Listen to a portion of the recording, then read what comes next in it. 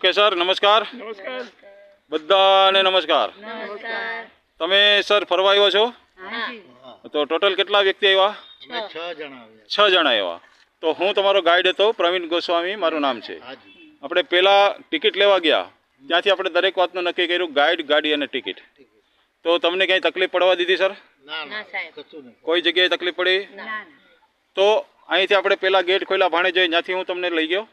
બરાબર. એ પછી નીલમ અને માણેક તોપ જ્યાંથી જુનાગઢ હારી ગયા આપણે એ જગ્યા બતાવી. જગ્યા બતાવી. પછી ગયા આપણે રાણી પેલેસ, રાણી પેલેસ. એમાં નીચેનો માળ જે તાળા મારેલા તાળા મારેલા. એ બતાવ્યો. હા. એ પછી ઉપર લઈ ગયો, ઉપરનો. 3 દર્શન થાય ત્યાંથી ત્યાં. એ કર્યા ને બધાએ. ત્યાંથી આગળ લઈ ગયો હું.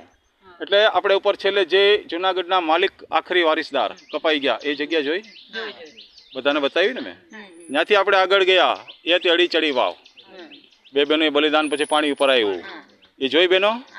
ત્યાંથી આગળ હું લઈ ગયો તો તમને એ તો નવઘણ કુવો 9 માળનો એ જોયો ને બધો. એ પછી આવ્યા હતા પાણીના તળાવ તળાવ આપણે બતાવ્યા નહીં. પહેલાં આવ્યા હતા અનાજના કોઠા, સોરી અનાજના કોઠા, જે અનાજ 12 વર્ષ હાલ્યું પણ સિસ્ટમ એની કઈ હતી એ સમજાવી હતી મેં. એ પછી અત્યારે આવ્યા એ પાણીના તળાવ. તો આ પાણી ક્યાંથી આવે છે અને અત્યારે ક્યાં જાય છે અને કોણ પીવે છે આ બધું કીધું. ડેમમાંથી આવે. હા, એના ભોયરામાંથી ભોયરા સુરંગમાંથી. અને એ પછી સીધું જાય છે જુનાગઢ વગર લાઇટે. તો આ બધું તમે જોયું. તો સર કેવું લાગ્યું જુનાગઢ? બહુ સરસ લાગ્યું. અને મૂળ વાત એ છે કે જો તમે અહીંયા ઉપરકોટમાં દર્શન કરવા આવો તો તમે આ જે કોમ્બોમાં અવેલેબલ છે, ગાઈડ, બસ, ગાડી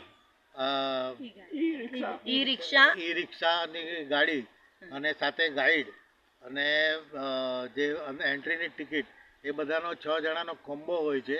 એ તમે બહારથી જ જો પ્રવીણભાઈનો કોન્ટેક્ટ કરો તો તમને એ સારું પડશે, જેથી કરીને તમને અંદર આવ્યા પછી કોઈ તકલીફ નહીં થાય. બીજું છે કે ચાલવાનું ઘણું છે તો ઘણો ટાઈમ લાગે, અને જો ગાઈડ સાથે હોય તો તમને ઘણો જ ફાયદો થાય, કેમ કે ઘણી બધી વસ્તુ જાણવા ટૂંકમાં સમજાવે, તમને બધો સમજ પડે.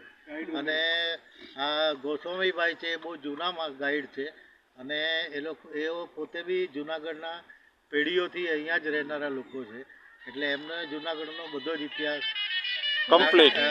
રાગ ખેંગારના જમાનાથી એમની પેઢી અહીંયા છે. ઉગ્રસેન યાદવથી ઉગ્રસેન યાદવ. તો બધો ઇતિહાસ તમે લોકોએ જાણ્યો સાહેબ. હા. તો બધા હવે તમે જાશો બહાર એટલે ખુશ થઈને જાશો કે નહીં? હા, બસ. તો ખાલી એકવાર બોલવાનું બધાએ, જય ગિરનારી. જય ગિરનારી. જય ગિરનાર. Thank you.